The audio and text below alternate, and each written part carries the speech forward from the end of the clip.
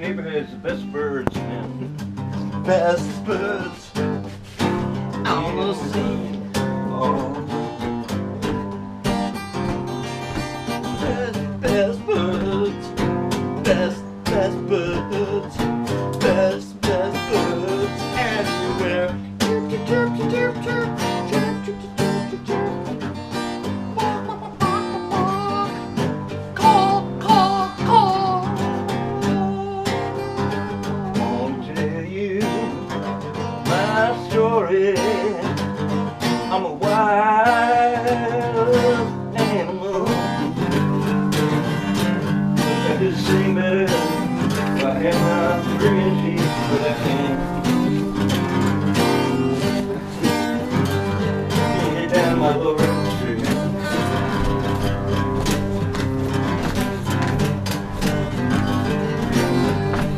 We're ready for Porch Fest. We're having our own Porch Fest.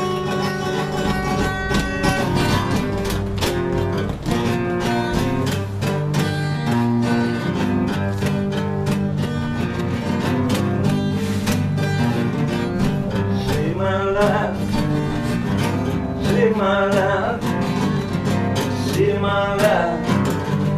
Got to the wrong turn, went down that road. I know I shouldn't go. Gotta save my life, I done took the wrong turn.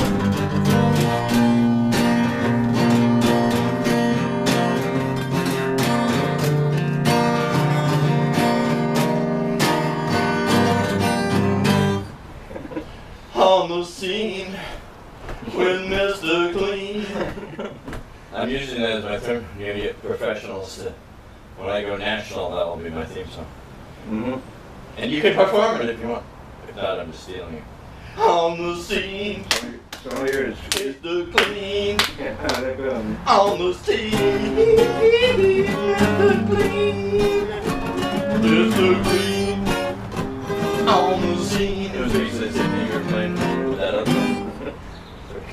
On the scene, Mr. Clean is gonna be on the scene. And then the piano version was good too. Oh yeah. Mr. Clean. I grew so much as a performer last year. It's crazy. As a what? A performer. Yeah. Yes, you did. But I like the, I think you were good before. Yeah. Anyway, but you're constantly evolving and improving. That's good. I love the Last time I got a air guitar performance. Yeah, when I got out of rehab last time, I just like dedicated myself to writing songs. I wrote 25 songs last year. You know those people in that? Oh, nice. You should perform them. You know those people in the rehab. There were two guys that were performers together. They were in a band, and the one guy I wanted to get as a guitarist. The guy that had anxiety attacks. Remember, he had a whole bunch of tattoos, and he was hip enough to be cool. Plus, he seemed like a good musician, but he wasn't. I had a guitarist, Vaso, and he was almost as good looking as I am. Plus, he was half my age, so that took away attention, and I didn't. So he was like. That guy was like all freaky looking hair and tattoos all over his body and got bone in his nose or whatever. So he was cool enough to be a performer, but he wasn't so good looking that he would take away from my ultimate beauty. What was the guy's name? we spent a lot of time together, like while we were in the program. So yeah, I made his mother cry. Oh, cool. I played her this time. Made his mother cry. This mosquitoes all over the place. Yeah, fruit flies. No, that's mosquito. Okay. Let's see if okay if I play a couple songs. Oh, I got it. See? Yeah. Those are those little black ones. Yeah, please do. I take that means you don't want me to start.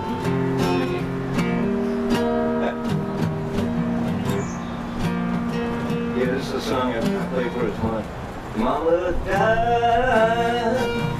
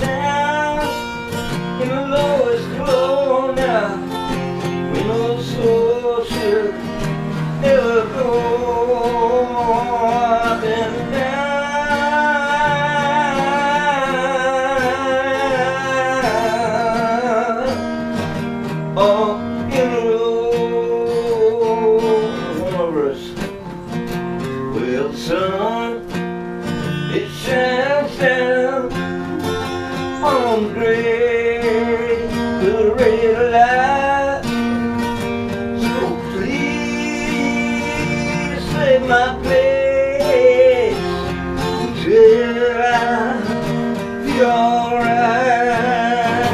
I've been down, low and slow now, been no soldier, hell go. I've been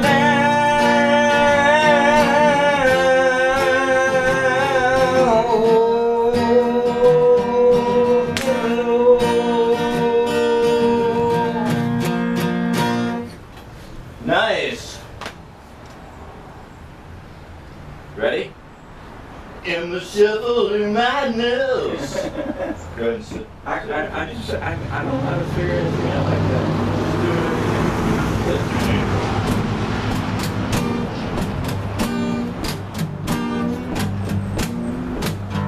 Is it good? Ooh, under my feet, I feel the sky come tumbling down.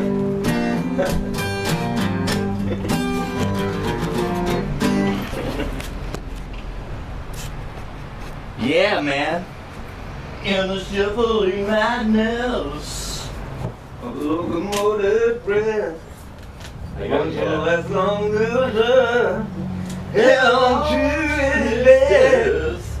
You feel the biscuit struggling. Every bum, bum, bum, bum, bum.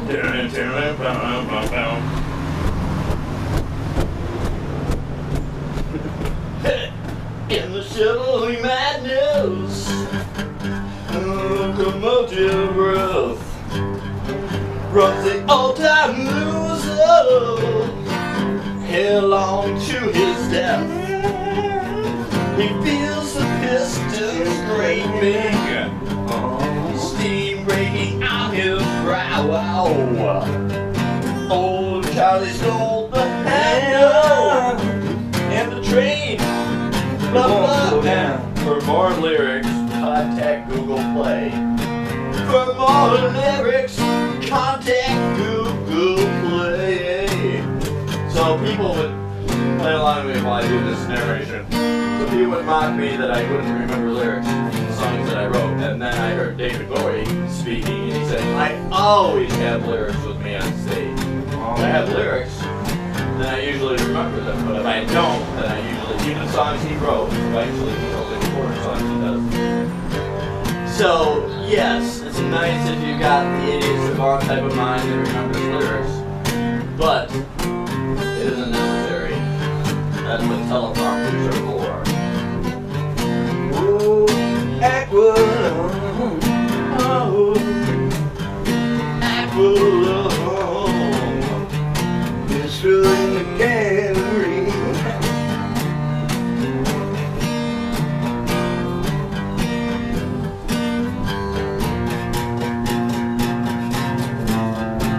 Come on!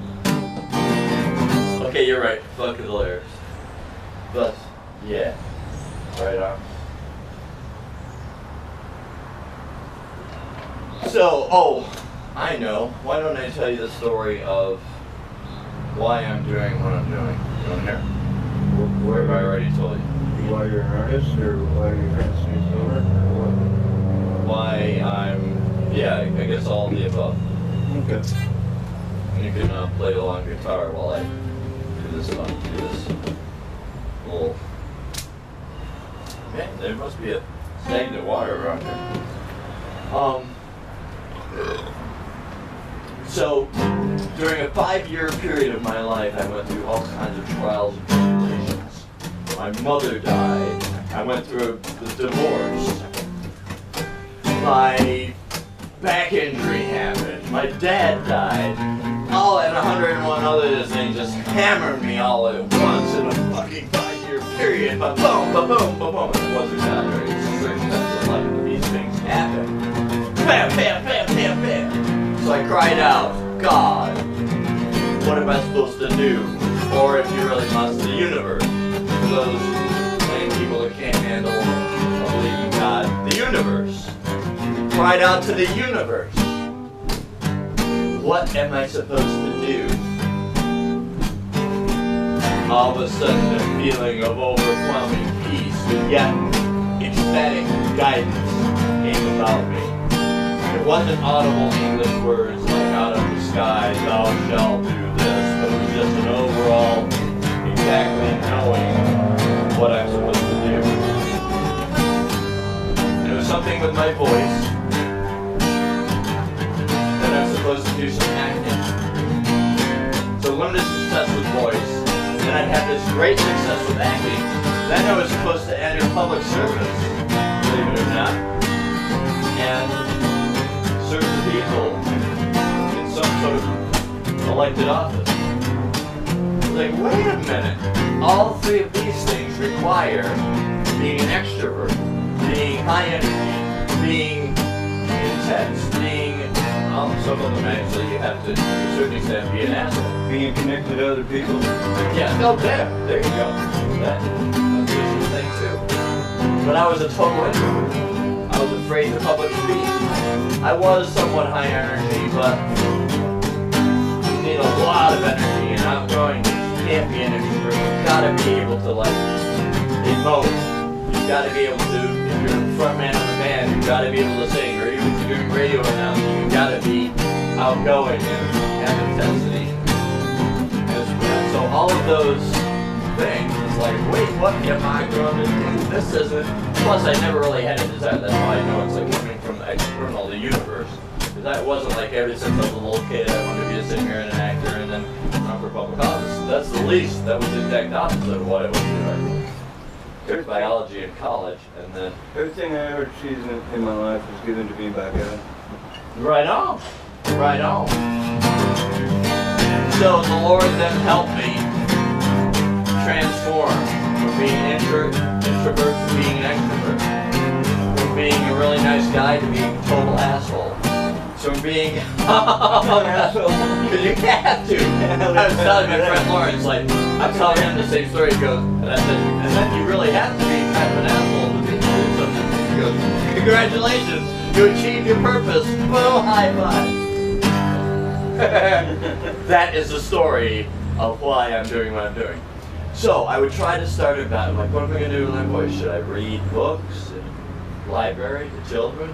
Should I become a radio announcer? Should I, but I kind of like really wanted to sing, I think would be a good thing. Mm-hmm. So every time I try to start a band, it's like two major problems.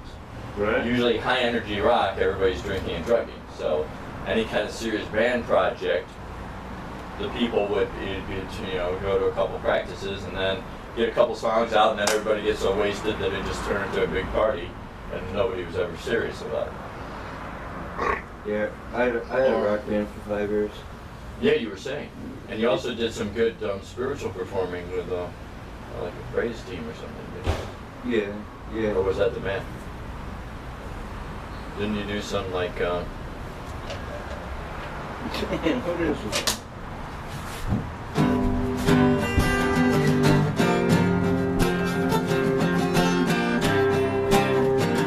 all over the place?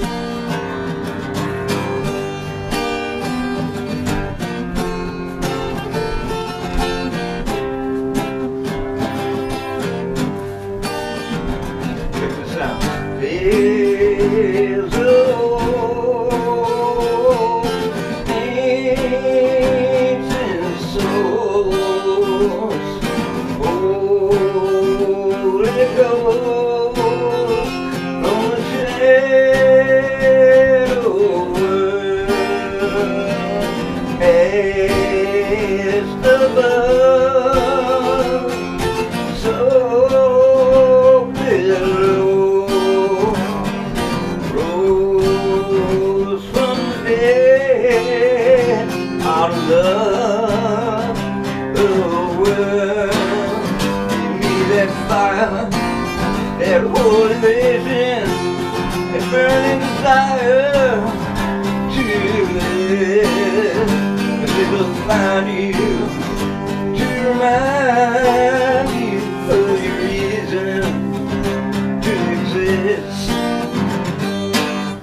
Yeah, I love it. Yeah, I wrote that like a month ago. Oh, sweet. Yeah. So that's why I'm doing. So I run into frustrations with starting a band. Oh, the other problem that I run into every time I work with a guitarist, they want to sing too. Even if I like check before, okay, we're gonna start a couple projects. We're gonna work on some songs. You don't have any aspirations to sing, right? No. Sure enough, suddenly they want to sing. Right. Or, actually, the one success that I had was this guy that had a couple punk rock bands, and he was a severe alcoholic, and he got so his voice, he couldn't sing. His hands would freeze up too, but he could still play. Yeah, my band had to practice because my lead guitar player, he was like, we were like soul brothers because he worked with me in the cafe. And it was like, we practiced once a week, and it was like, we never did drugs or drink. Oh, great. Never. I'd have a few beers before I go on stage back when I could still do that. You know? And I remember you saying you always collapse at the end of your performance. You did it no? Holy shit. Yeah, that was just the thing I was doing for a while. I was on Prozac or something. I was feeling dramatic. Yeah. It's a good catch. I liked it. You did it in the air guitar performance. Yeah. For folks out there, he did this air guitar performance when we were in the hospital together. And it was great. He did like 3 great songs, and then at the end, he like collapsed. They loved you. Yeah. Oh, so anyway, I went off that tangent. So those 2 guys, they had a brand, and they turned out to be kind of assholes, right? Yeah. Like the one guy, It's pretty common. the one guy was kind of the guy with the crossed eye was kind of obnoxious. Hard not to get ego involved. And then the other guy seemed good but he then about a year later he called me and said, "Yo, I'm here, and I've got my ladies with me, and it's so good to be like clean and sober, and everybody else is passed out drunk in the party, but we're going to come down." In fact, one of these ladies middle-aged bald men, and blah blah blah, and they got me all hyped up to go to this 4th of July thing. Like, yeah, we're going, yeah. And then they actually sent me these porno pics, like a couple stills, and then they did this What's that? porno stuff. Why did they Like, do that? oh yeah, we're so horny, and they like sent me these things. I go, not that that was my main interest. I actually wanted this guy's guitarist. It was main interest. Yeah. But they I don't know if they were just teasing me, or they didn't make it, or they were just fucking with me, or what the deal was. But I still have them on one phone. In fact, maybe I'll show a clip of it. There's like this. Wait, these guys were your like bandmates? And like. There's the 2 guys in rehab. It was the guy with all the tattoos. There was a really good musician, and then the other guy I don't think had any talent at all, but he claimed he was in a band. You mean my friend from rehab? Yeah. What was his name? And you remember his name? he had some band stage name. His first name was like Brian High Energy or Brian, Brian. right. That makes sense. Or Greg, super guitarist, or he had this last name that was obviously not his real. Force, no, Jeremy Force. Jeremy Force, you asshole. Children next door. Jeremy Force, you're a scum. You sent me those pictures like that. Oh, I got my ladies with me, and they we could like work on some music, and we're coming up for 4th of July, and meet me at the tattoo shop. And so I went there, and they're like, we don't know anybody like that. And then I went to the 4th of July. I filmed for my show, so it didn't really bother me. So whatever you were trying to do it can't bother me a little bit, because I got all excited that, okay, we can do some music. I can try to recruit this guy to become my guitarist. He's got the ladies with him that want to get laid. And they sent me this porno. It wasn't like I was reading into it. They sent me pornos of their genitals. Yeah. How are they trying to... In fact, I have it right here on this. How are they trying to inspire your music? Yeah, that didn't really inspire the music too well. It's like, I'm very familiar with porno, and it's like, basically, music and porno are contradictory things. Somewhere on one, it's definitely not on this one, but somewhere on one of these old phones is,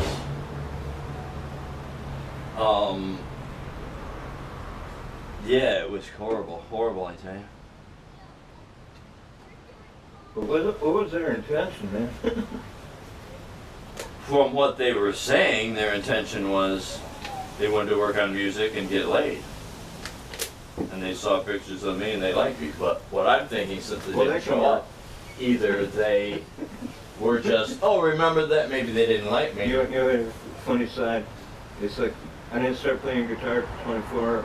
I fell under the influence of an alcoholic. I was 10 years old, and he said, "You need to start playing guitar because you will never get a girlfriend."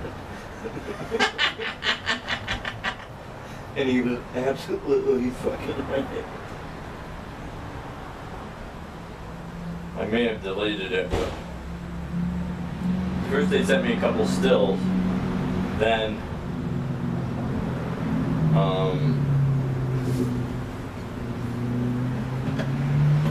they sent me these like mini videos. I think I talked about it in the 4th of July show, and actually showed a piece of, but I blacked out the actual hardcore part. But yeah, so the secondary part was either they really did and they just didn't show up, or they were fucking with me and thought, ah, ha, ha, ha, we're getting this guy excited and then we'll just not show, and you can just see it like. Yeah, you're in a tough position to sing around. So it's like, yeah, basically when I was 24, the guy who told me like, well, you never get a girlfriend if you play guitar. He also has like all these Bob Dylan records on vinyl. It's just like, man, when I was 24, I wanted to become Bob Dylan. Right up. See, I didn't break into any of this one until, so this happened. Yeah, War Pigs. The 5 year. Oh yeah. Ready? I had no fucking idea. Just.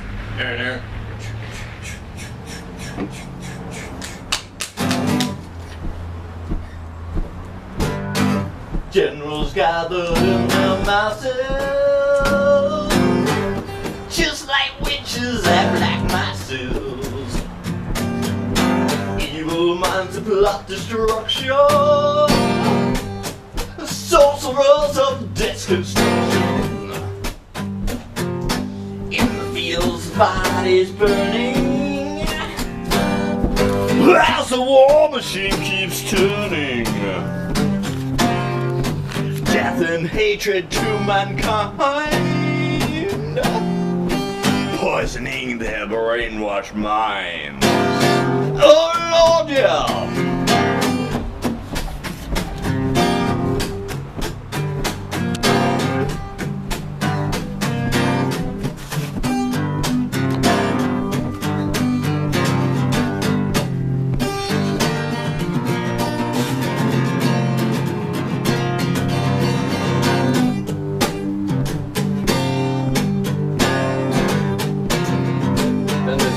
Part in the middle, but we'll skip that. Now God sets things straight. Now when darkness will stop turning,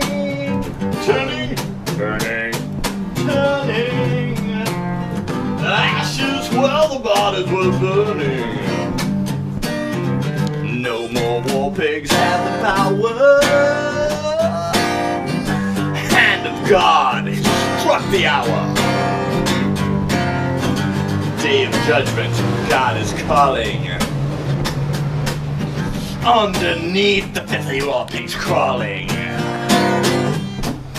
begging mercies for the sins Satan screaming burned in hell. Oh Lord, yeah.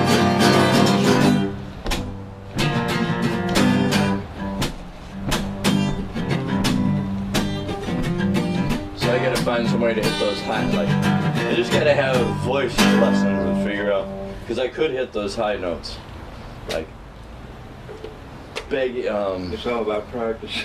yeah, that's what I think, because I've done that song maybe a half a dozen times in my life, but if I did it like 600 times, then I would finally get, okay, no, maybe I can't hit that high note, but I'll hit it right here, or whatever. Good. Thank you. You're an excellent guitarist and vocalist as well. So, I've been working with Joey a little bit, or not really working with him. He's he does his. Man, thing. We share this remarkable moment. It's like I was like playing on the Commons. I got like my gig on the Commons, Yeah. and it's like it was before the Lot 10 open mic, and I said, well, I got my flute over at Lot 10. Oh, nice. So he went over and got it, and we started playing flute. He started playing flute to like the last 3 songs that I wrote. And Sweet. And then the kid came and stole the money? They had a hat with money or a thing with money. I had a. Oh, that nice hat that you wore on the show. Exactly that. So they get contributions and then they're like working their way to. Well, Joey's got a bed and breakfast. There's So he's a retired school teacher, no, so he doesn't need it. So he's going to get the we had money. a deal. He really needs like, the money. We had a deal that, you know, any money that came in was mine. But So the kid then sees his money, not only steals the money, but the guy gets his hat. Little bastard. the hat I wore on your show like a week before. It was exactly $4.65. Oh, that's all he got? Oh, but then I heard. $1 dropped down. Oh, but then I heard some guy came along and said, "Hey, I see what yeah. happened to you guys. Here's a 20." Yeah, that's what happened. That's what happened. So the kid missed out. He got to $3 and dropped $1. Probably stumbled, chipped a tooth. Fuck you, kid. But then the guys that were trying to do the right thing got taken care of. Yeah, there was a college kid totally ran the same. And so I think you know, tracked into the situation with my music sounded good. Doesn't this guitar did sound great? So,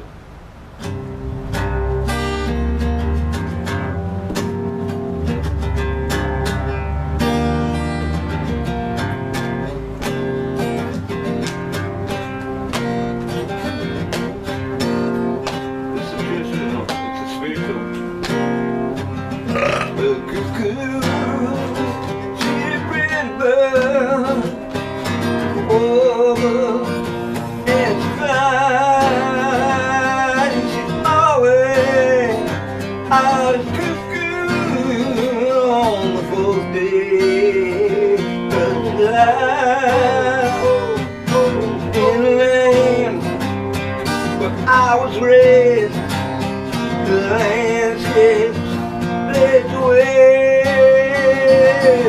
My men, they came and went and took all they did. Oh, could you see a pretty bird? She warbles and she flies, and she always on the day of June.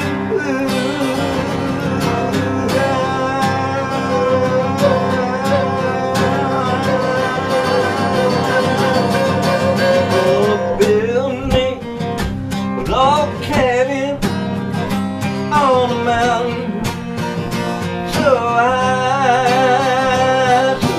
I can see the cool flying by the cuckoo. She's a pretty bird, yeah, she warbles and she flies, and she always a cuckoo on the cold day of July. Oh, cuckoo, she's a pretty bird.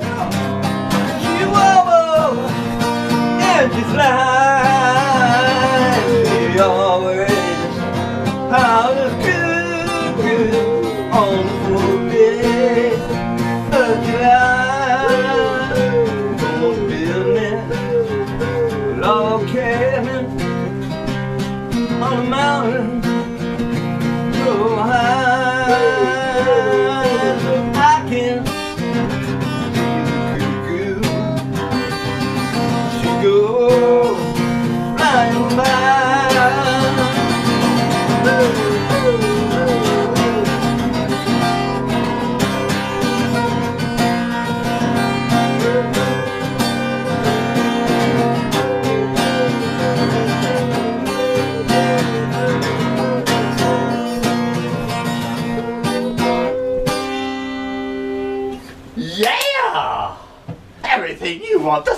Oh, Mr. CleanNKeNSpeciaL! So what's this, a neck brace or something? No, I know it's in her market. So, Joey Dugan. It's funny that you brought that up because like that's what I was doing in my open mic act. It was like every time I got done playing, I tried to present a different way to kill myself. So we gonna do an open mic night together? We could do that. It was like, this is one of my favorites. It's like, you try to take off your monocle and check. Oh, damn. You can do a lot of things with it.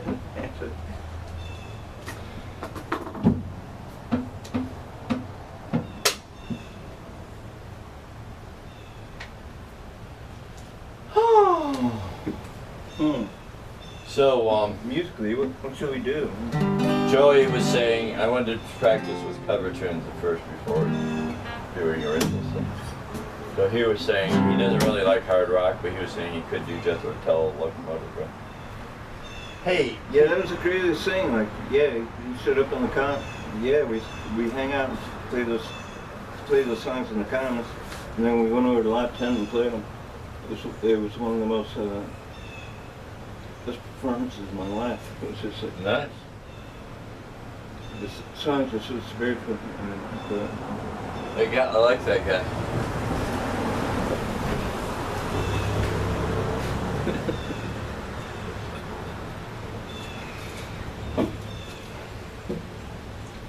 He's helping me. I know his son. Oh yeah, Nate the Great is really great. He's like got the juggling down. He's got other children too. I think 3 sons.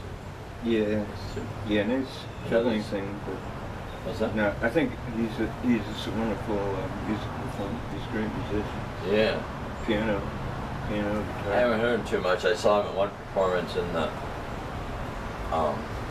playground or the baseball field across from the Catholic school there. And just as his baby was being born, so his wife couldn't make it because it was performing as Kate or Kate and Nate. Wait, you gotta get the lady top billing. It should be Kate and Nate. But since there's all these radical feminazis, you gotta like. I don't want to go there. I do, but we'll save it. I love everybody. Yeah, I love everybody too, but what it is it's like, and probably they're doing it because of so much persecution and problems, but if you're at the brunt of it and you've never been sexist and all that, and now you're getting like all these freaky... I don't want to talk too much about them. Okay. I could only imagine that they came up with names that roll off the tongue better. There's nothing more to it than that. Just roll off the tongue better. Oh, yeah. Nate and Kate, yeah. But whenever I program a couple into my phone, I put the man first because there's so much reverse sexism. There really is. Well, I've experienced yeah, man, it. I've experienced it, man. Maybe you. But I have. It's like, what the fuck? Just because some I rich... probably experienced it, but never thought about it. Yeah, just because some rich white guys or whatever did all kinds of other shit, now you're gonna blame me for it? No, I'm just as much of a victim of that sort of... Yeah, it's not just sexism, it's racism, and, people look at you like, just because you're white, you're a racist, just because you're man, you're sexist, just because you're... I think you know what I'm saying. Yeah, man. And that makes you actually kind of strive towards that. Oh, can I tell you a story about my racist friend and spirituality? Yeah, man. So he was like kind of racist to start out with, but then these black guys like smashed him. It was actually his own fault because people were partying next door, and he went over there with a baseball bat, and they took the baseball bat away from him and bashed him in the face with it. So he had a whole blackened face, and I had and he was afraid to go out in public. I had to bring him groceries for a couple weeks. Then he healed up, but then he turned into an intense racist. That's about where I am. Not racist, but I'm so Being afraid to go out in public. you don't look that bad. For those kids, people can't even notice, but for those that don't know, he's had his teeth removed, and you can't even really tell. A little bit of swelling, but that'll go away. Takes a while. I lost a lot of my teeth because I had a tortured and abused childhood, so by the time I was really 14, but Well, yeah, I told the story. I picked up a drink, and then it was like a person was supposed to take me to Syracuse, and then I texted him that before. I should have already had my teeth by now. yeah. I just checked out into alcoholism. So we got to get you back on track, man. Yeah. Get your rides and get your teeth. Get. This I gotta see if I can card- get you into my dentist. He does take. What do you Medicaid, Medicare? Yeah, I have Medicaid. He does take that. He's not taking any new patients, but he just made me a partial lower. Oh, so to finish up a couple topics is I was tortured and abused by adult half sister. My parents were neglectful. If anybody remembers the show The Munsters, my family was like the Munsters, and I was Marilyn. I was the only normal one, but was thought to have been deformed and hideous because I was normal. You know, she was actually modeled after Marilyn Monroe. And she's got this hideous deformity, and whenever people would run away from the house because they were scared of the family, they blamed it on Marilyn. Marilyn in the Munsters. Remember, she was the pretty, normal-looking one, and they thought of her. She was like the daughter? Yeah. And Marilyn Monroe, man. poor Marilyn. What a figure. I mean, not like. There's a whole can of worms there. Yeah, her rise to, I don't know. They abused and abused her. Yeah. Burned her up and then killed her. But anyway, back to finishing the story. So that's what I was talking about with the teeth. My family was like the Munsters. I was Marilyn. I lost my, it was horrible, horrible. However, so what was the other story? Oh, the racist guy. So my friend Dave was like, then he started like completely turned totally racist and like bigoted. That's what I'm trying to say. Bigoted. Racism is one thing, but then when you're bigoted, and then he would always like make comments in public and so finally we're at this thing that was like loaves and fishes called the Lord's Table in Oneonta. And I said, Dave, this is getting on a fucking hand, man. Oneonta? Yeah. Is that where you're from? I've lived there for 8 years. I'm originally from Norwich, New York, is my hometown. I owned a house in Binghamton. My lead guitar Went to player. Binghamton University. My lead guitar player was born in Oneonta. And his dad became a Cornell professor. So he started telling all of these. He would just blatantly tell like heinous jokes and make comments, nigger this and do that. So I'm like, Dave, this is out of control. Some of your jokes are halfway funny. I know what happened to you caused you to change, but this is just ridiculous because they would be like little children that were of color and they'd be making these comments and then they had to eat there. So I said, let's pray about it. Like he started to debate it, blah, blah, blah. No, this is why, and no, you're wrong, and Jews run the banks, and black people are this, and black people, I said, don't debate it. Let's just pray about it. So we sitting across the room, and we bowed our heads to pray. Right. Now, every month or so, they would bring in these handicapped folks to volunteer at the soup kitchen. All right. And this really tall black gentleman would hand out these trays, but he was like comatose. His eyes were like glazed over, a little bit of drool out of the side of his mouth, and he would just kind of hand out the trays. I always try to like make eye contact, say, "Hey, thank you for volunteering," but he never. 6 months prior to this incident, and for a couple of years till I left Oneonta, he never said a word or made eye contact. Yet, we prayed, Lord Jesus, show Dave that this is not the thing to do. Lord, give him a sign. Give him a sign that he's off on the right path, wrong path. Give him a sign. And we put our heads up. And this guy was way across the room. There's no way he could have heard us. Plus, he was always coming to us. He couldn't even, you're standing right next to him, he didn't even hear you.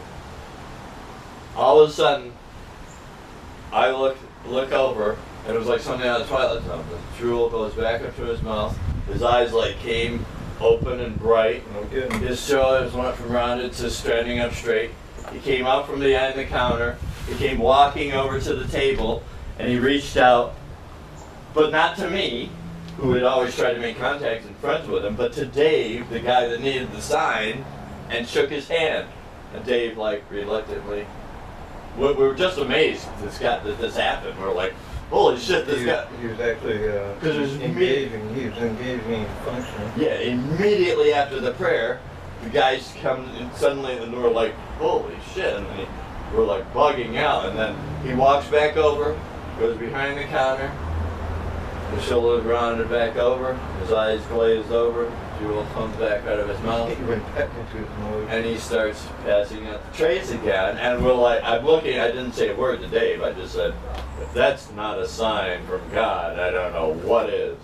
Mm-hmm. And he's like, so I've got this look on my face, he goes, and that's not it. Like he still didn't get it, but that was clear. That's a good God story and gracious story. And good story.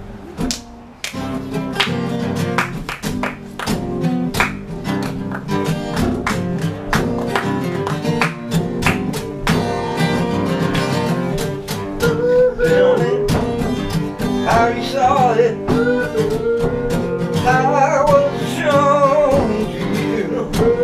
Oh, tell me how you saw it, how I was shown to you.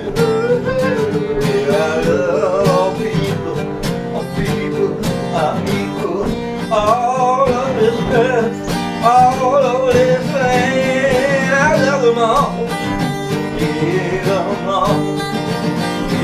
Every woman, every man, every woman, oh, every man. I was found in you, but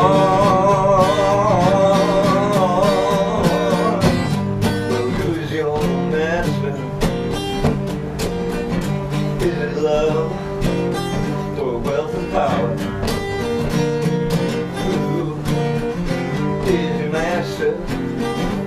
Is a God of wealth and power, every woman, every man.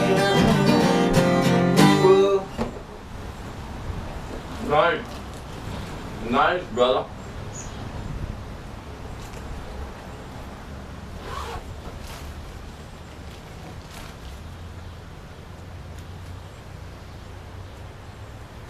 I think I got Joey talked into doing some songs. Or I didn't really have to talk him into it. He's just like, no, you're not singing. You gotta get a consistent key and blah blah blah. Plus, it's the same problem that I was running into. You guys. He's like 3 times the musician that I am. So like, as far as like being able to like provide backing, like he could figure out a song. Like, you know, he knows how to do it. He's 3 times the musician, right? But the problem that I'm going to run into is both of you guys want to sing. I'm 3 times, well... Well, I want to sing, so... Yeah. Why would we do a couple projects with me just singing, and you guys doing... backing me up? No? I don't know, man. It's just like I said, a free song. Oh. We could do like start out. Oh man, have Joey do it. What's that smell, man? What's that? Is that a Triscuit? That's a granola bar. But you might be smelling this apple cider vinegar. Yeah. I'm not eating it, but I've got this itching thing. There's no rhyme or reason. There's no disease. There's no. And I've been to dermatologists, and allergists. And I've got a new dermatologist on the case. What? Want a granola bar? I got a piece. No, I'm just, the bird population in this little block here is like crazy. Oh, you got some I'm not nice trees there. You got and you got the water. The water. Where the hell are we? Oh, it's over there. I was thinking you're on the opposite side, but it's over. This is. The variety of bird songs that I hear from a window is stunning, and they love this tree. It's like, so I can see. I'm not sure if it's cardinal or it's cedar waxwing. You know, they're around, and then I saw finches, yellow finches, you know, and blue jays. Blue jays are big on this block. They're kind of annoying. Yeah, they're They intense. attack other birds. Yeah. They make that. Those shrimp. Actually, I've seen a sparrow like just go after a blue jay. Nice, defending. Sparrows are. Because they'll eat the babies of the other birds. Yeah, sparrows are crazy, man. Hard ones with my. Sparrows will go after any other bird. Crows are Then good. there's what bird is that? Crow. Yeah, That makes that noise. there's no crows on this block. They don't hang out here. They're really smart. They like have social interactions, and they have like Yeah. they like. Oh, they're intense, man. You ever see a crow convention? Yeah.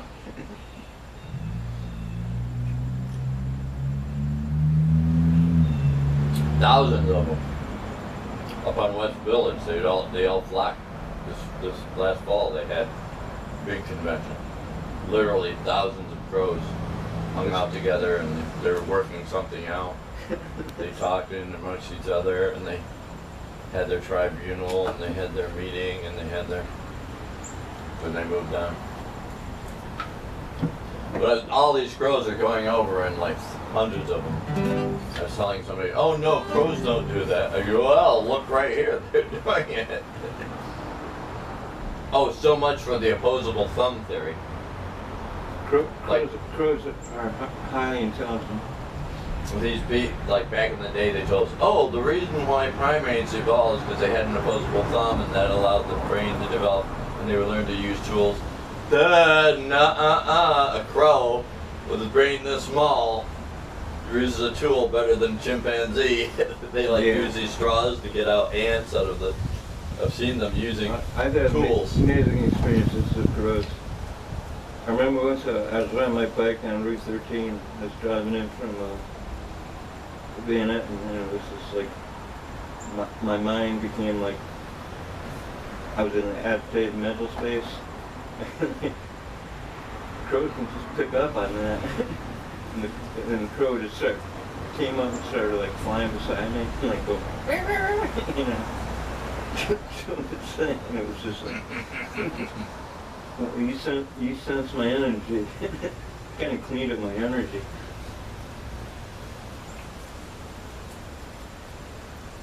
No, like, I love crows.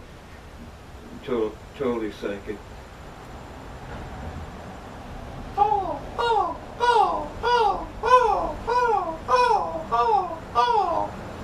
Yeah, so like birds, multi-dimensionality is just like a reality. It's just like that's their like it's multi-dimensionality. Oh yeah? Yeah. You believe it? Yeah. What most people talk about when they talk about another dimension, they're talking about a completely different universe. No. Well, if there's another dimension that's part of this universe. No, it's well, this universe. There's a spirit of creative intelligence behind it, and it just like transcends time and space, and it's just like. I started experiencing that when I was 16. I can ask a question of the universe and get a response to it. maybe 3 responses too. Right on.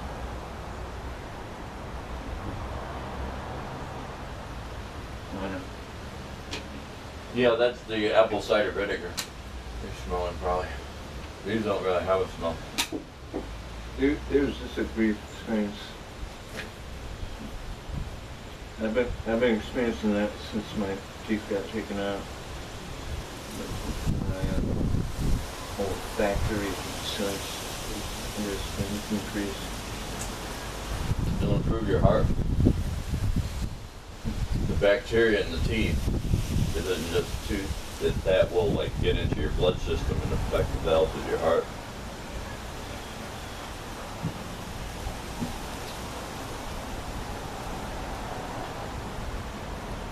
Right on, brother. Gotta say. Look at that street, man. Spencer Street.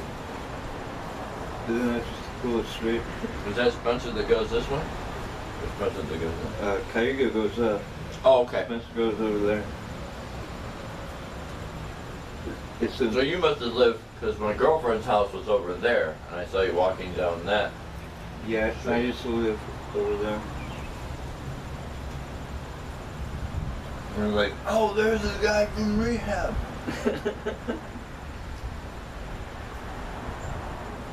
But by the time I got, because I saw you from this picture window, by the time I got down and around, you're already way down the block. Sneaking around. Not really walking around the street, but I wasn't prepared to jump, run after you. But look at those crazy houses. Look at how tall they are. Yeah. Okay.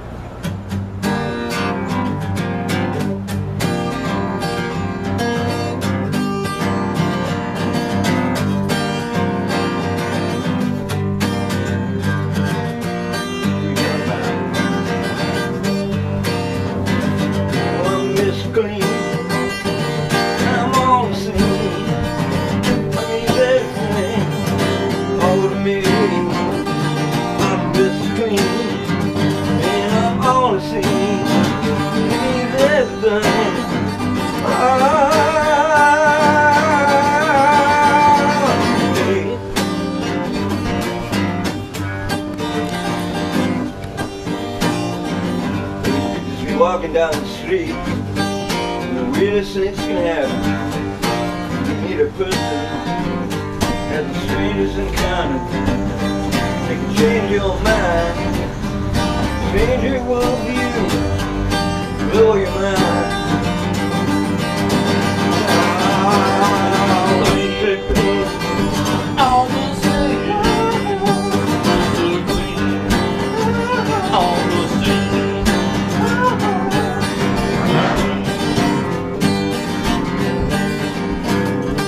How did this happen to me? I was walking the street, trying to get clean. How did this happen to me?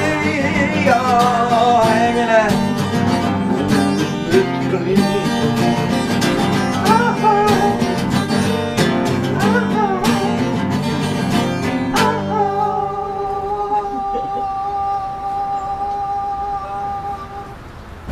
Nice. So, yeah. Oh, so then continuing my story, so I had to make the whole personality change, and that's taken about 10 years because it's really difficult. But now, people that know me say, "What? You were once an introvert." That's I don't believe it for a second. The people that know me back then. It's hard to imagine me as an introvert. Yeah, people that know me back then were like, "Can't believe what you do a television show and blah blah blah." So I found out about the television show. I hear these guys talking. Oh my God, that guy's back in town. Oh no, we hate him. Oh no, you can't believe what he said. Oh no, he got himself beat up and thrown out of town. Blah blah blah. What are you guys talking about? This guy Michael Angley that did a political commentary show. What's And his I'm like, name? Michael Angley. I'm like, what you guys talking about? And they must have loved him because they're consuming his whole. Pegasus? Yeah, they're consuming his whole their whole lives with how much they hated this guy, So obviously they loved him, and I remember Michael Angle. big guy, a very opinionated. But yet entertaining show. He actually doesn't do it anymore. He's actually making money. I totally remember that freaking show. He's making money doing a Ghostbusters show. He's actually a private investigator. He's still alive. Oh yeah, he's still alive and going strong. He's a photographer. He's making money on YouTube doing. He started a Ghost Whisperer style show, and so he doesn't do the local commentary thing anymore. He just does that Ghost Whisperer show, and he actually gets so many hits, millions of hits. Yeah, he was so controversial in his film. Yeah. He was so like anti. So that's what these guys were talking about, and I'm like, what? There's a cable. There's this guy that's on cable access, and I thought they were kind of consuming their whole lives. He was an ugly The exact opposite. He was an ugly motherfucker. So watch out, he's like you. Come to find out, he's actually a martial artist as well. Like that. Anyway, I'm like, what? You have cable access channel here in Ithaca? Because usually large cities will have, Syracuse, Binghamton. You expect them to have cable access. That way, I could bypass the whole thing about trouble I had with working with guitarists, or the other problem I had was with acting. When I first came to town, okay, now I'm going to do acting. Volunteered at the State Theater. Oh, we don't produce plays here. Volunteer at the Hangar Theater. No, we don't. You actually have to pay to volunteer there. Okay, Kitchen Theater. They are starting somebody's kitchen. They're local. I did mailings. I did usher work. Even though I have a spinal injury, I prepared these huge rows of chairs from theater down in Pennsylvania someplace and install them in their old location in Clinton House. That way, when it comes time they're starting their new round of plays, I'm auditioning for a part. 2 actors are the same, but this is the guy that helped us all. He gets the part. Oh no, we only hire professional actors from New York. What the fuck? Kitchen Theater says Plus, that? I'm a much better actor than anybody Kitchen ever Theater played said there. that? Yeah. So, and plus, I've seen some of their plays. Any part including the 2 main. Yeah, Rachel Lambert. Yeah, Rachel Lambert and Steve. I'm actually a better actor than either one of those people. However, there was no outlet. It's all cliquish. It's all shutting you out. So then when I heard about this cable access, it's like, oh my God, that's cool. I can do singing. I can do acting. I can highlight other artists. So fuck you, Kitchen Theater. Fuck you, Hangar Theater. Fuck you, State Theater. Yeah, it's kind of different medium. It's like, I mean, yeah, it's totally different gig, but yeah, I love. At least they try to say thank you I for- love cable access. The first woman I ever sang with, like, we got on like we got on to like do 3 songs. Like my gig, 3 songs. Yeah, my favorite lyrics. I copied this Bob Dylan thing where like I wrote out the lyrics of the song on cards, so she could hold up the lyrics. Nice. Yeah, great lyrics. When Ronald Reagan went to bed, Seth Tennis still didn't want to say it. When Nancy woke up, she hardly remembered the thing. Said being on her knees before the game. Good one. Good one. That's how we remembered. I took this criminal justice course. My degree was in biology, but I just decided to take this course, and they told us. You went to college, man? Of course. What? You don't think the way I talk? You would think I had 3 or 4 PhDs. I'm just joking. Anyway, and in fact I do. In a life experience, I only have a associate's degree officially, but I would say theology is one of my well-versed areas. I've spoke with people that have a doctorate of divinity and they know less about God than I do. Do you know anything about, are you into like Native American spirituality? A little. I've got some, this one really cool guy, he did this cool flute thing, and he said, hey, have you ever seen Northern Exposure? You're like the Indian guy in that. And he like really liked me. Right. Took a shining to me, and but I can't remember his name. I think he died of alcoholism, or was having a lot of trouble. But he was actually on the reservation police force. So we're doing this protest out in front of, tax resistance protest in front of the post office. And he comes along, and I go, hey, he had a native name of running pony, or I don't even know what, I can't remember, I'm sorry, it's been so many years. But he comes along and goes, hey, I don't feel right about going in there, like, because they had security and stuff in the post office because we're out there protesting. And he pulls out a Glock. Here, can you keep this in your backpack? And I'm like, okay, sure. Why do you carry a Glock?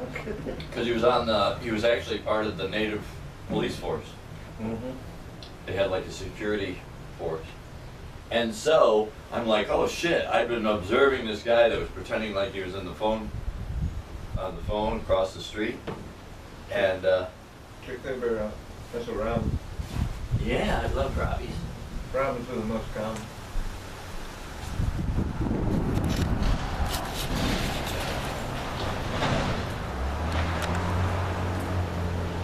Still haven't seen it. Is it a robin? Yeah, it's got that orange belly. Sparrows, they just kick a robin's ass. Hey, Robbie.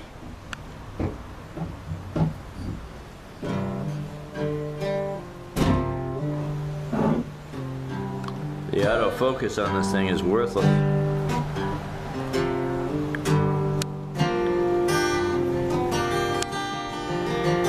The doggies.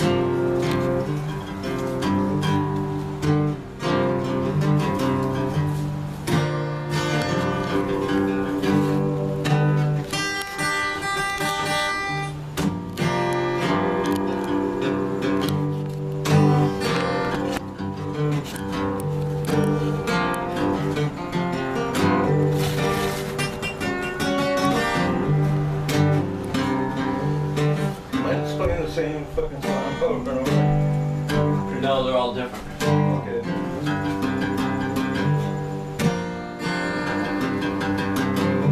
Well, Robin, see a pretty bird. Yes, you warble and she fly. Well, the robin is a pretty bird, and she lands right on my thigh. I pet her little head, and I give her a night crawler to eat. Good birdie, good birdie, birdie. And then she flies away. I used to have this robin come every day to my garden, and I knew it was the same robin. I think they migrate. I'm not a bird expert or anything, but I think they migrate. And the robin would come every year because I turned the soil on my garden, because they dig up all the night crawlers. They go, okay, this is the place to go. This guy always provides a whole bunch of night crawlers for me every year. I knew it was the same one because they had this big scar. You stole night crawlers? Huh? You stole night crawlers? Stole them? Sold them. No, I didn't. I was digging the garden. I probably should have. That was the first entrepreneurial endeavor. Oh, cool, cool. Yeah. I had a little business at the age of 10. Nice. I went over to the church. It's like, Right after it rains is a good time to get them. They're mating. yeah, it was crazy. You know, it's like it's Native American thing. It's like Seneca Street, Cayuga Street. But I grew up on Quantic Avenue. Oh, you grew up here in Ithaca? No, I grew in Connecticut. Oh. Connecticut. Another Indian name, right? I grew up Quantic Avenue, and so it's like, it's a crazy house. It was built like 1700s or something. Like you go down that street, and it's like all the houses had like basically they had a thing on the front, like saying when they were built. They were built like in 1600s, 1700s.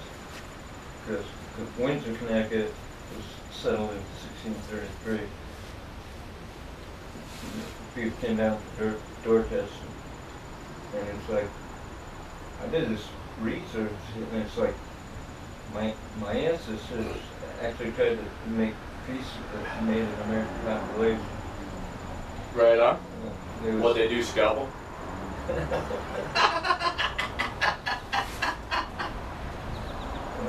think absent belief without killing them.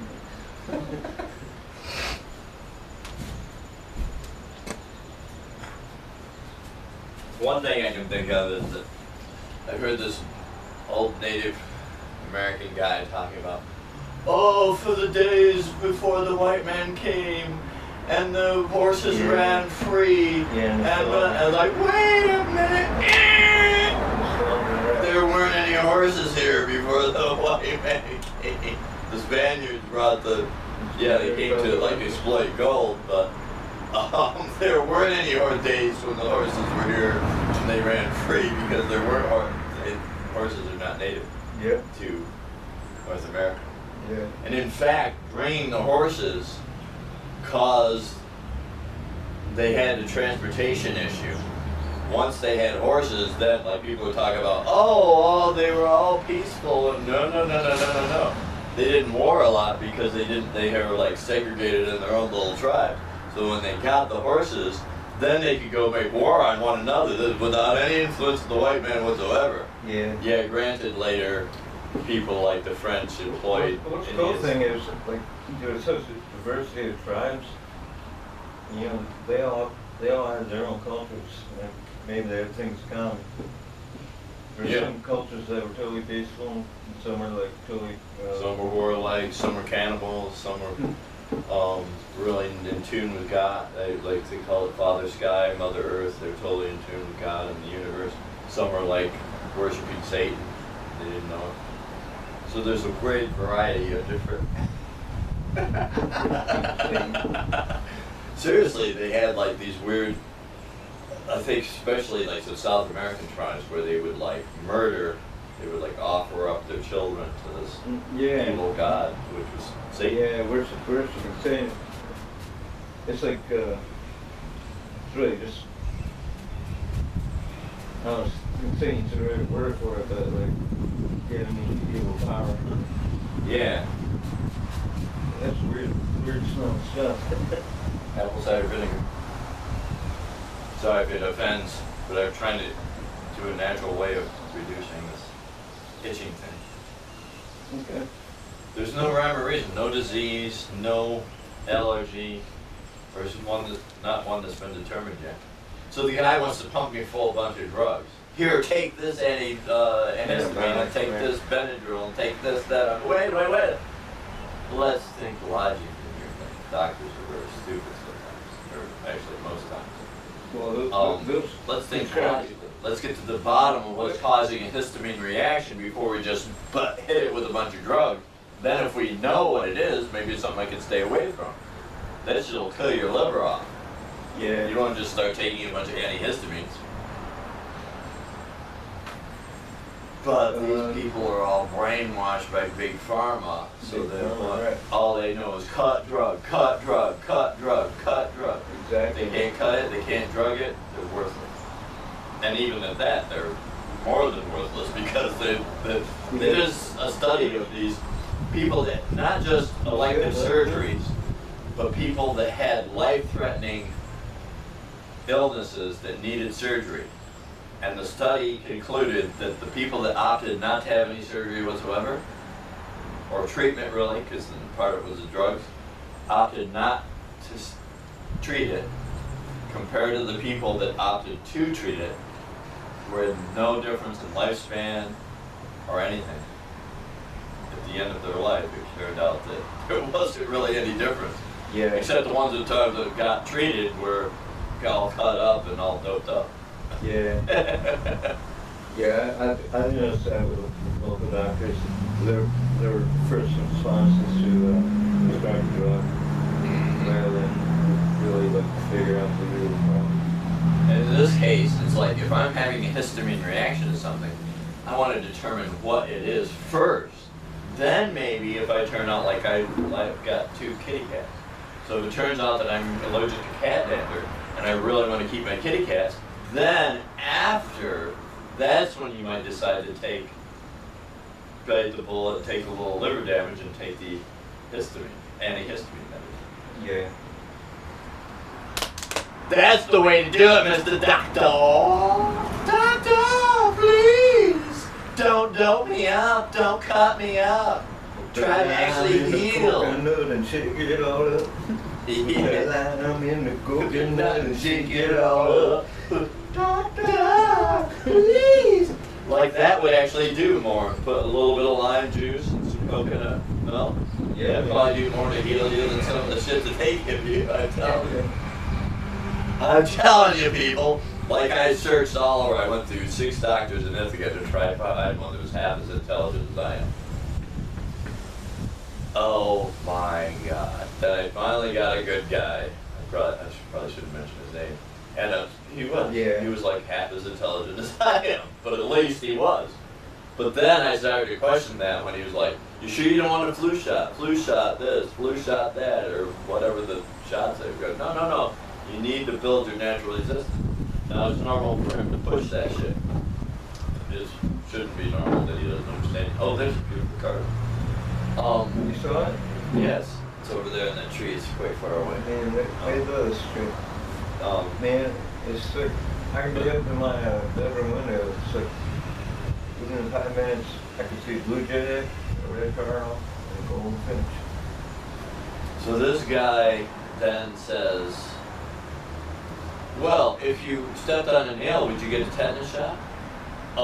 Yeah. What does that have to do with getting in that? See, completely different. Apples and oranges. Then I began to question whether he was actually half as intelligent as I am. Like, come on. He doesn't understand that that's a completely different thing. Yes, I probably would get a tetanus shot if I stepped on a nail. Other people even question that it's not good for you. But I wouldn't want to risk lockjaw. Lockjaw!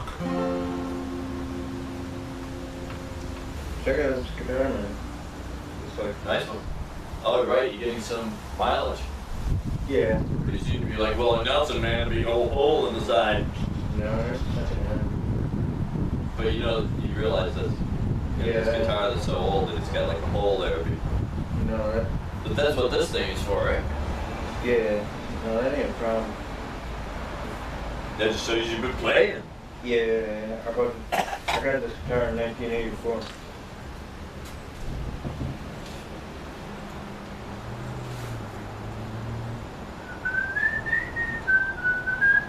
So we're ready to go perform on the conference? No, I think I'm too drunk. Some other day, maybe. Yeah.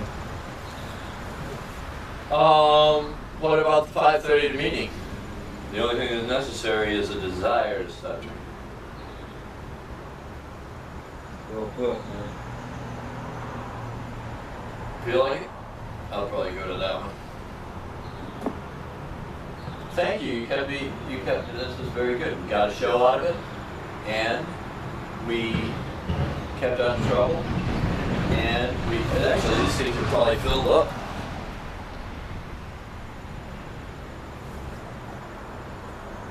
No, I think that one's still rolling.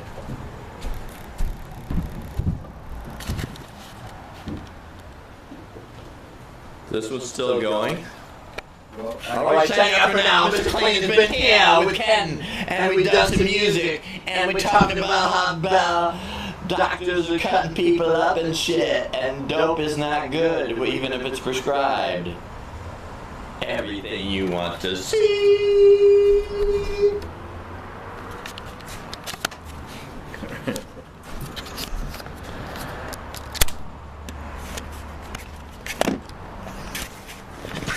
playing music, but I don't think I'm fit to go down to the convents right now. I could probably make some money. It really helped me out at some point because, well, money was too, same thing. If I get Joey together with you, and you guys agree at least let me do 3 songs where I sing it, that would really help me because it's different. Like Joey keeps saying, you just gotta practice, practice, practice. Yeah, that's how you practice. It's doing the music. Right. It's not, it's like, well, that's what colleges are for. You could buy a book and learn exactly, you wouldn't need a college, but it's a regiment where you're forced to go, and that's what gets you to get your degree and pursue the knowledge is by having that. So if I knew I'm doing a thing, that's why I did a gig a lot of times with like guitars. We're doing some stuff in front of the camera, and I'm like, it's different performing in public, but let's do it. So I dressed up in drag, and Bass was like, no, I don't think I feel comfortable with that. I go, you know who's saying that? Vaso. Who? Guitarist. Oh, you dance, right? And I said, you know, Vaso, men that are afraid of wearing a pink shirt or they're all like freaked out by that, that means the psychologists tell us that means that they're inwardly gay and their conscious mind is rebelling against it. That's why they're all haters and shit. So he's like, oh no, okay, yeah, I wouldn't have any problem with it whatsoever. Yeah. Young guy, you don't want to be considered Gay. One of this thing's still going. I'll put that on the show too, Vaso. We know you're gay. No, he's not. He's definitely not. Because he did a lot. He did do the performance. And people's sexual orientation is a business. I don't care. Right on. I had these people attack me on Facebook. They were like mocking a tranny shop, and they were saying there's like people talking about transmission repair shop, and so I actually told that story about Vaso and said that if you're really mocking this whole thing, then that means you must be inwardly gay because you're like getting all freaky about it. Hey, it's up here on Main Street. I ran a cafe in College Town. You know what Stewart Avenue is? What is it? Stewart Avenue. Yes, yes I do. There's a place called the ABC Cafe. Oh yeah, yeah. Yeah, basically, I started working there in 1981 when I was 22 years old, and basically I worked there for 28 years. I'm the best vegetarian cook in Ithaca. Did they give you a gold watch? No, I had to run the friggin' business. But you worked there for 28 years, and probably when they get... I owned it. Oh, nice. It was a collective. Oh, nice. And then it became a partnership, and then it became a sole proprietorship. Oh. So for the last 12 years, I was a sole proprietor. Oh, you were? Yeah. So what did you do? Fire yourself? Why don't you do it anymore? I burned out from alcoholism. Oh, shit. Damn. time for me. Let's go for the show. I know I should film a meeting and like break everybody's anonymity. No. Yeah. I kind of did that with my friend with this story about the holiday Christmas. He's like, he was a physician. He goes, hey, I gotta like, I go, I live on Lansing, I want to go to a late meeting, can you give me a ride? He's like, well, be advised, I'm on call, so if I get a call from a health patient, I've got to like bug out and you'll be stranded. Plus, I'm getting back in tune with my spiritual roots, and which is Hinduism. And holiday Christmas are the closest possible thing to true Hindus in this country, according to them anyway. All right. I don't think that's true, but anyway. But there's a holiday Christmas temple right on the commons. To think that all the days that I used to be out there drinking at a bar or something, I walk right by a temple. I didn't even know it. I go, okay, first of all, I don't mind if I get a What are you talking about? holiday Christmas temple. So On the commons? Wait to hear the story. Okay. So I'm like, first of all, I don't care if I get stranded. If you get a call, take care of that. I'll figure some way back. And plus, I'd like to check out a Hare Krishna temple. That'd be pretty cool. Right. So we get there, and we're like, okay, let's put our coffees away. We gotta like leave our coffees here because they don't believe in any drinking or drug use whatsoever. Oh, really? Even coffee? That's all, you know, what's, okay. Where do you draw that line? So we go up on, we're walking down the commons, we go up this. They're like sugar addicts. They're a lot worse than that. Listen to the story. So we go up into the thing. It's like, wait a minute, this is somebody's house. There's shoes on the walkway, and it's like obviously just somebody's apartment. And it's like, oh wait, it's Gandalf and Jesse and people that I knew tripped out on acid, and I bought pot from, and there was the whole druggies, and Gandalf was trying to the megalomaniac was trying to start this cult where everybody worshipped him. And so he thought that they were, and he did do these weird Hare Krishna type style songs.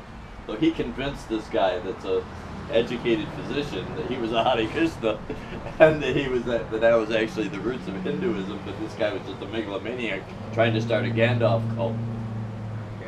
There's 101 this other lady that, like, he would suck in women with single mothers with children and then try to get them to worship him.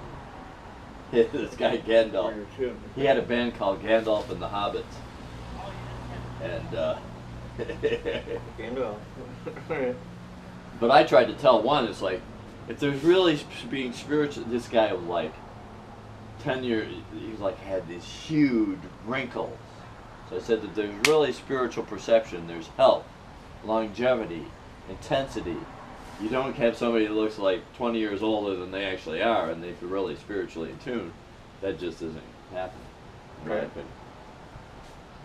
There's something, things manifest in their life that, okay, wait a minute, I'm going to listen to this person, or they might be in tune because, look, they've got the success, or they've got this talent. Or he actually was a halfway decent vocalist and guitarist, but he really didn't have that much talent. And plus, he looked 20 years older than he actually was. So that's an indicator to me that he was off on the dark side.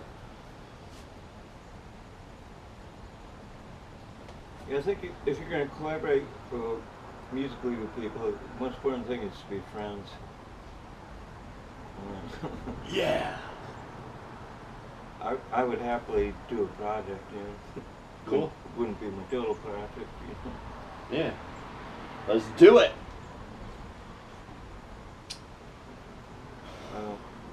My problem right now is I'm dying from alcoholism.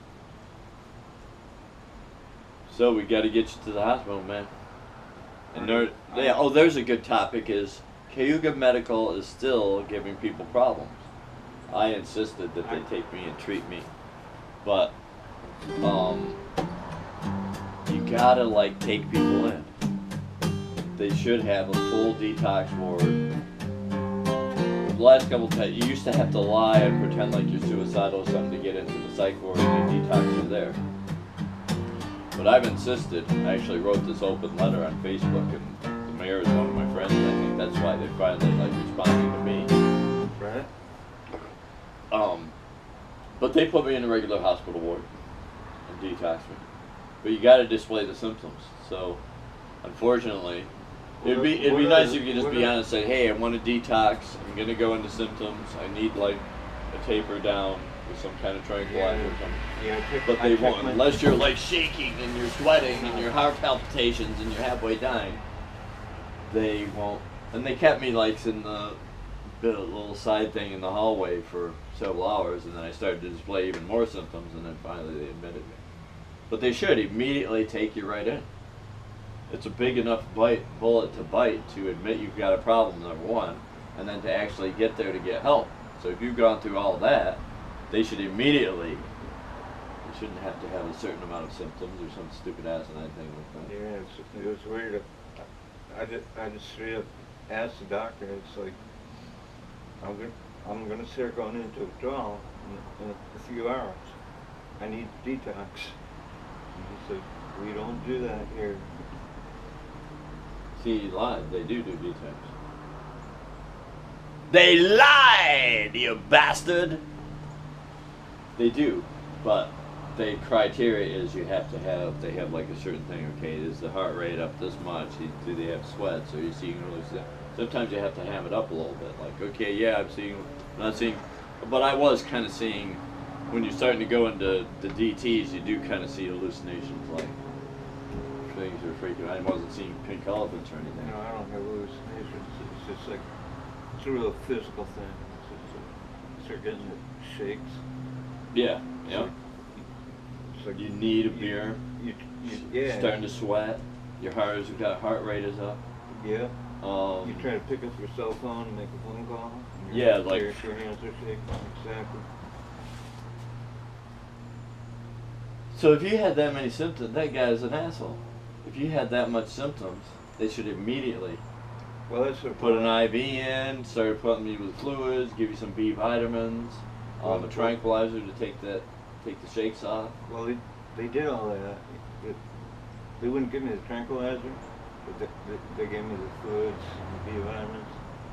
But they're going to keep me because I need to be protected from myself. You know, so I just need to be locked up for a few days. Yeah, that's the only way to do it, Yeah. really. Because you could die from, Withdrawal. you surely could. Yeah, at this point I could die from withdrawal. Heroin addiction, you may feel like you're going to die, but you're not going to die. You're more likely to die from an overdose. But with alcoholism, trying to quit, you could die from. So that's total malpractice, Hugo. You still not accepting people? Well, I think it's good. It is trying to like. They're trying to get better with the mayor's directive. They're trying to create a detox center. Yeah, we definitely should have them. They realize that that's not happening. No. Oh, that lady is pretty nice looking. I love that dress. Yep. Here comes her husband to kick my ass. Mr. Clean on the scene with Mr. Clean. Oh, there's the husband. Nice couple, nice couple.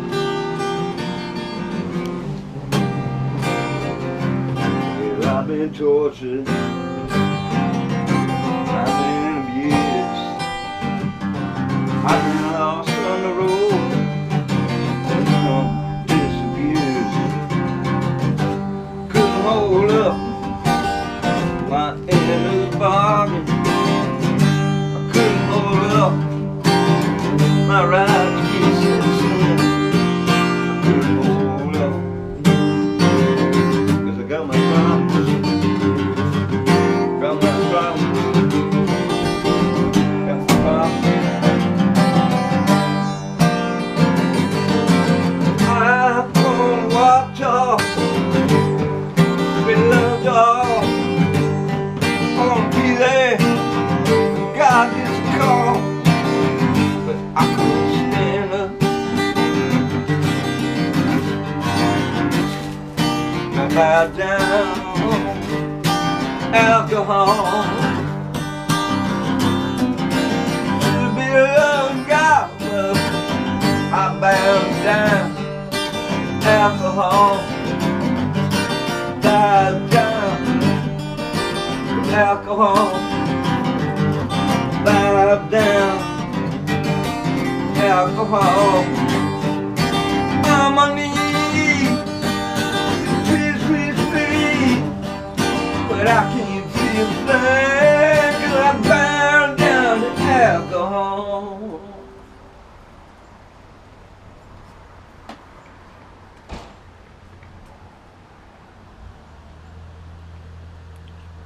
We'll get you help, brother.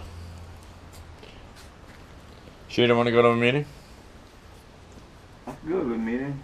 I'm really ashamed, man. I look like shit, man. Bring that up as a topic.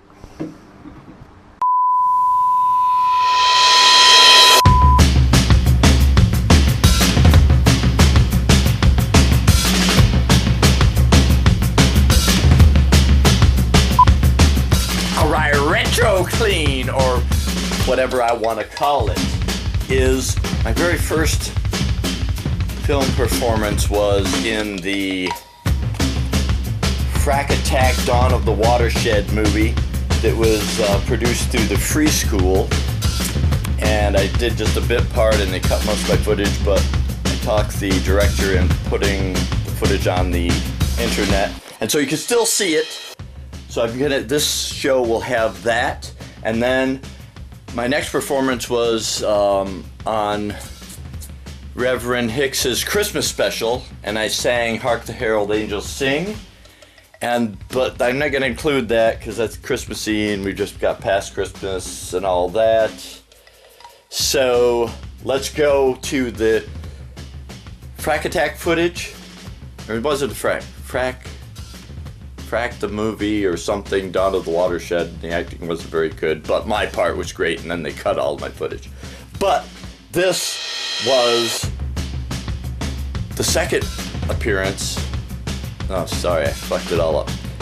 Yeah, the second appearance was on Sonya's show, and the third appearance was on Michael Brutband's show, No Idea. He did like 300 episodes.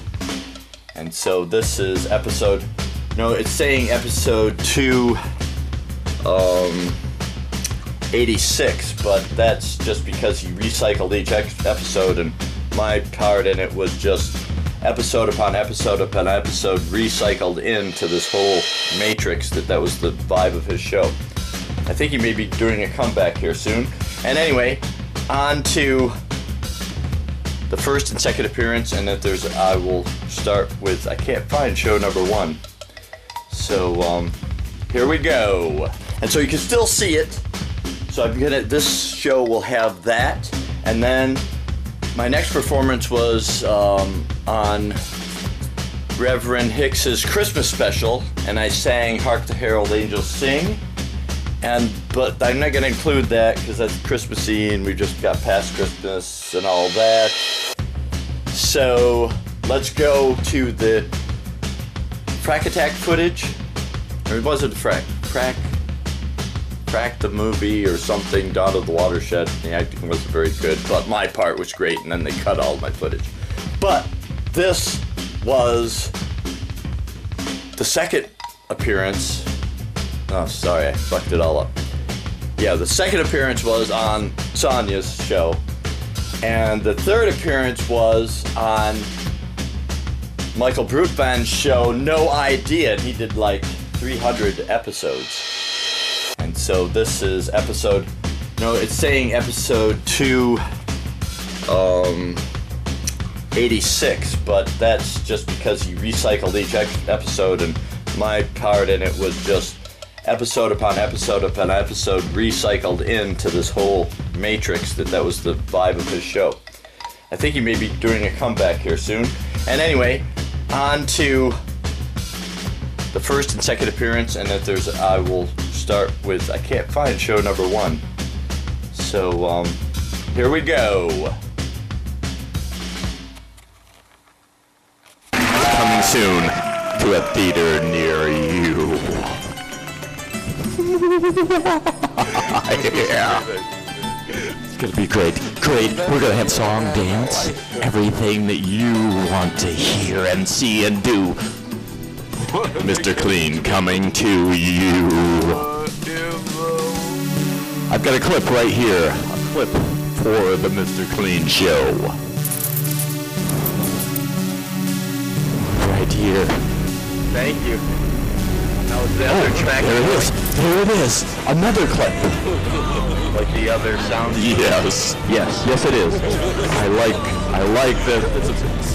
It's excellent. Excellent, I tell you. The Mr. Clean show. It's already starting to right? No doubt. All right, we're here with the Mr. Clean show. I'm gonna do some Christmas. Now we're gonna go in the door. Loaves and fishes. Hark the Herald Angels Sing. It's all serendipitous. Yeah. This is the first clip. And this guy came in and was ready to. We've done a couple practices in heaven.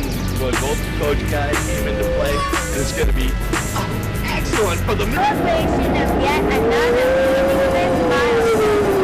Over the past 8 years, no one has had no idea has had Mr. Clean, Mr. Clean, Mr. Clean. Some other folks come in the door here.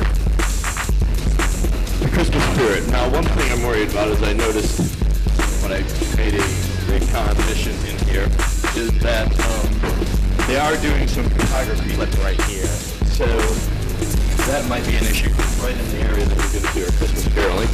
It could be an issue. I'm just going to check the photographic folks.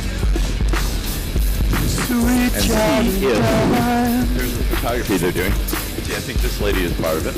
Ow! They're doing Christmas I gave that guy for an organist, man. Probably like a little bit after 12. Is that going to be in your way or going to still be doing photography? Everything will be in the way.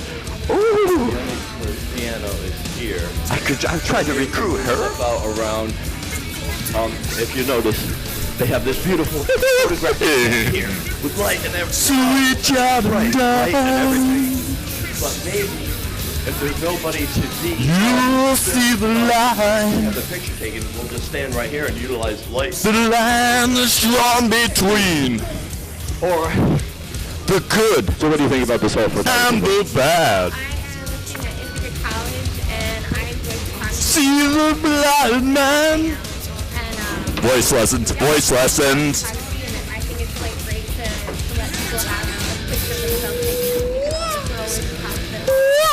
Yes, they have this wonderful service here where people can get professional photographs done for Christmas. Photos, It's just photos, very blessed. photos, photos, photos. So really what I think I'll do is try to jump around Take some voice so much. lessons, voice lessons, voice lessons. Really what I think I'll do 2001. is if hopefully maybe the photography will wane and then we'll be able to jump in. If not, even if they're still doing the photography while we're pianists can get in and Evan and I can get in and it'll all be beautiful.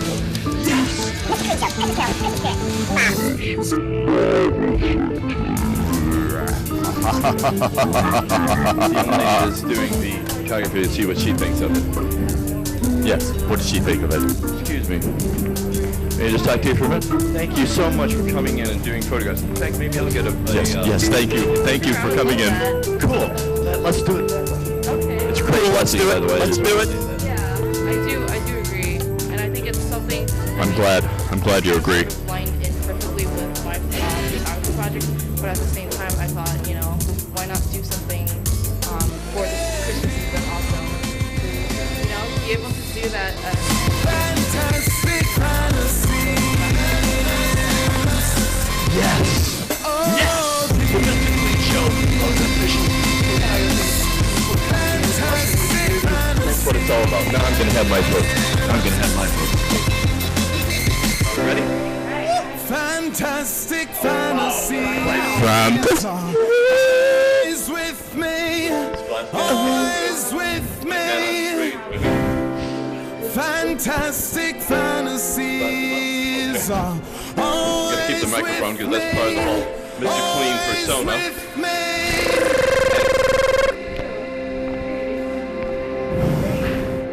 Fantasy. Can I see like a sample? Fantasy. See if like I got a good one of those things with the like you get the DMV photos. Sometimes you're looking in the wrong way. Technicolor holes, candy colored seas, honey Hey, bees, that's perfect. chocolate Perfect. covered girls. Thank you. Can't One fight time, this boom, thrill. done. I've got That's it perfect. all. And they have the process where you write the name. And Fantastic fantasy. Oh, the thing I remember is hold the mic to people. See, this is like all the process of knowing which is what. And yeah, it's for the show called Mr. Clean Show. The Mr. Clean. I'll just go over It's here. for that show. It's going to be a variety show. Song, dance, carol will be about that. In the studio, we'll play. I think maybe start out with a live call-in show and have people see, you know? And Be able to film see, sporting and here, events, and here. interview the athletes afterwards. I've got a clip. I've got a clip. Wow, is there any way I can get you to work on my show? Yes, that's me. That's me. Sure, I'm pretty busy, but Have this young lady here, the camera person didn't show up and say, oh no, I gotta film this, please. So now she's second place. She has the first position in line to get second place for the whole thing. Just so.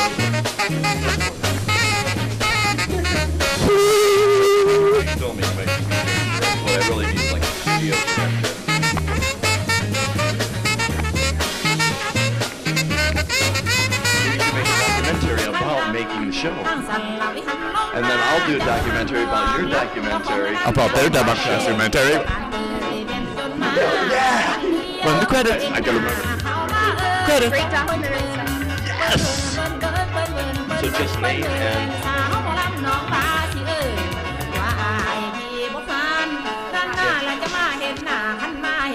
Airing soon. can I get one? Pilot coming.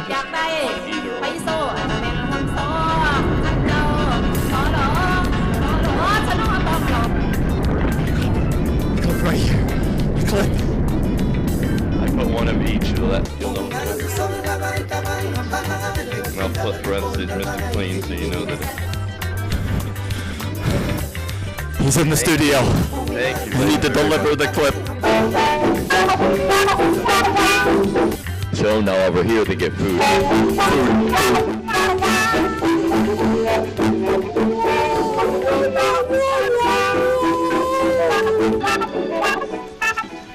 When I brought her ribbons, she hung them on her hair. When I brought her tassels, she hung them here and there. That guy. I want that guy as a guitarist. Rope and let her hang herself. That.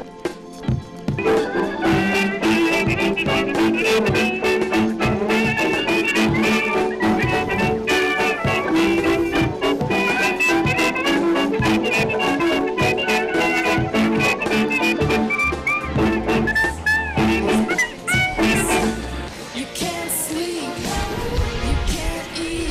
Looking for a green flag, and the field out of line, so everybody forced to get on the binders, You can't breathe.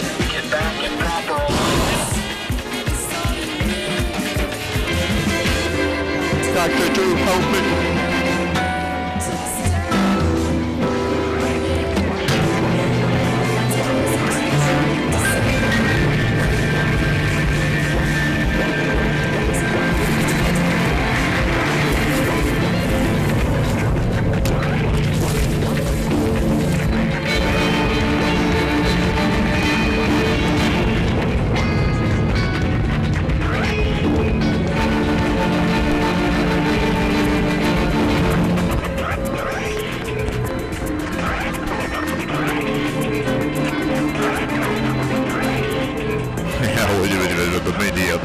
The media.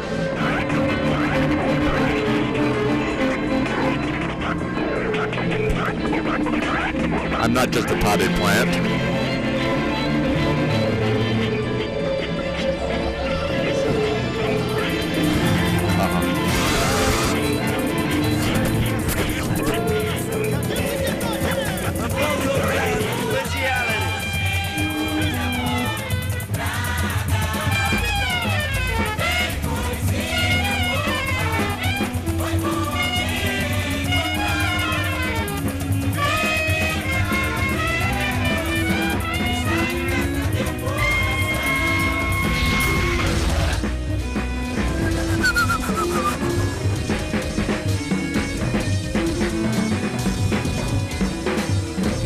The Mr. Clean.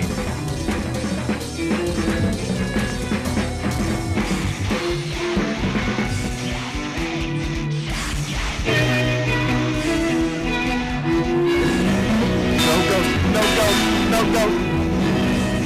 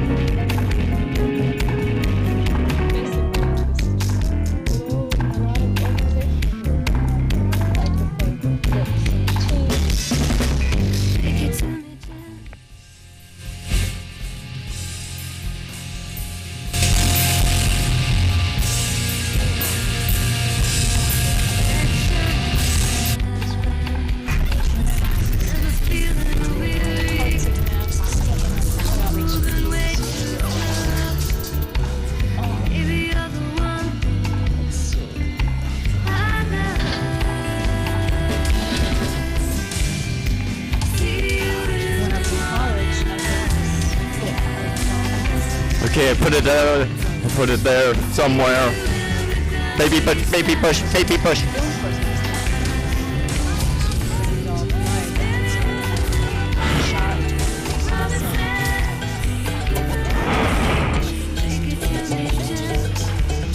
Let's do that clip. Do that clip. Do that clip.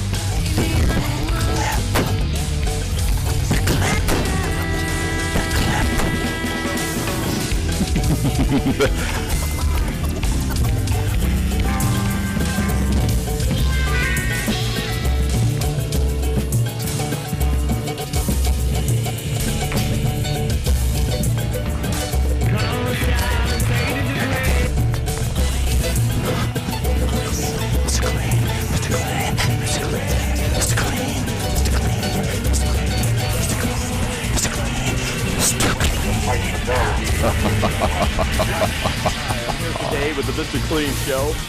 Came up from the bus stop going into town and saw a young man here filming project. For the first clip, airing mid to late January.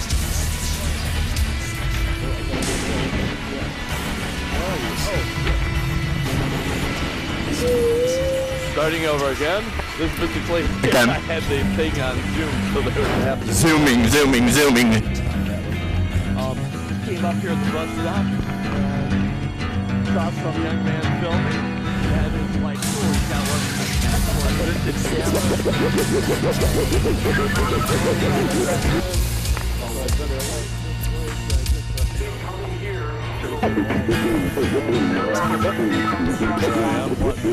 That is not a vintage camera. My director. That is not a vintage camera. They used it to film in World War II, but nope, it's not vintage.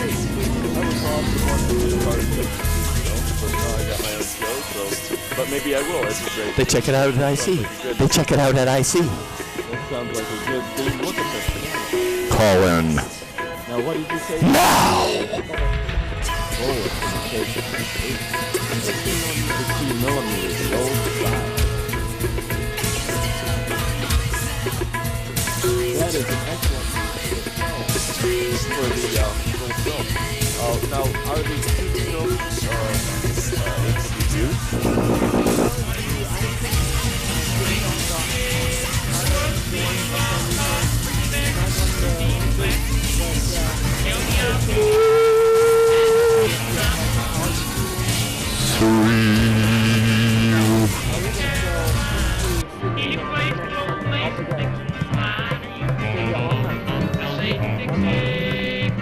Excellent. So maybe like somebody had a part of the film and sit in and play. Yeah, that's exactly it. Exactly it. Exactly it. Exactly it. Exactly it.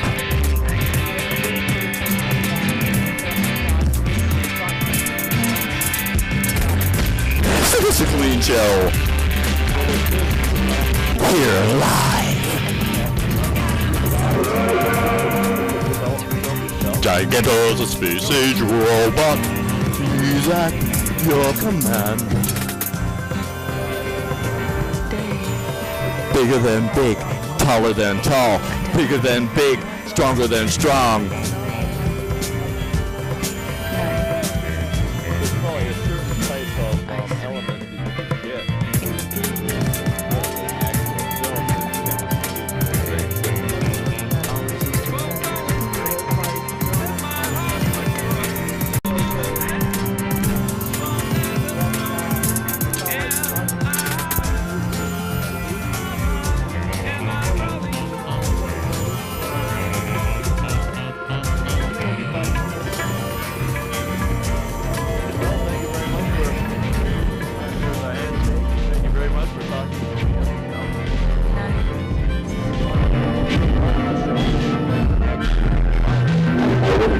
Eighth man.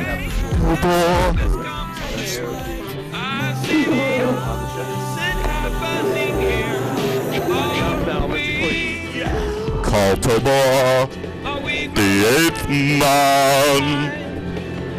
What was that all about? Like they said they couldn't. What? cool. We're gonna do it anyway, just like for the show.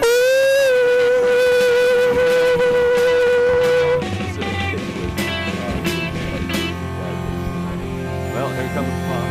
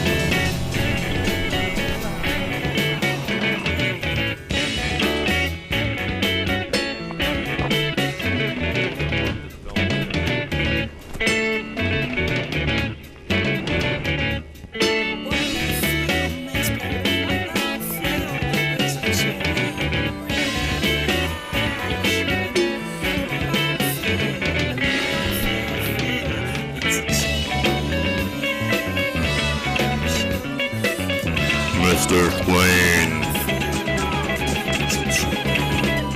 Mr. Clean.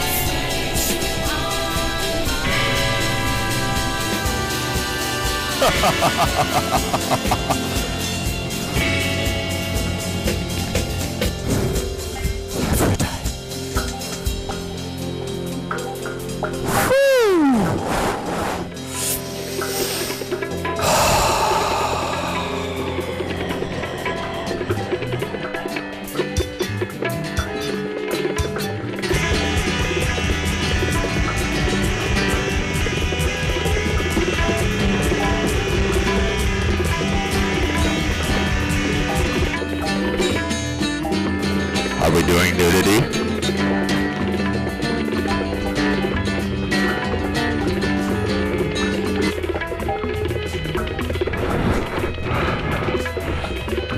Is that enough time for nudity?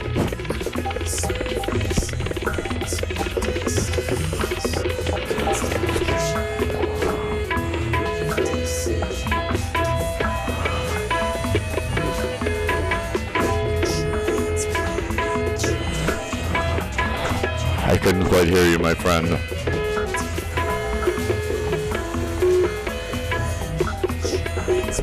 Yes.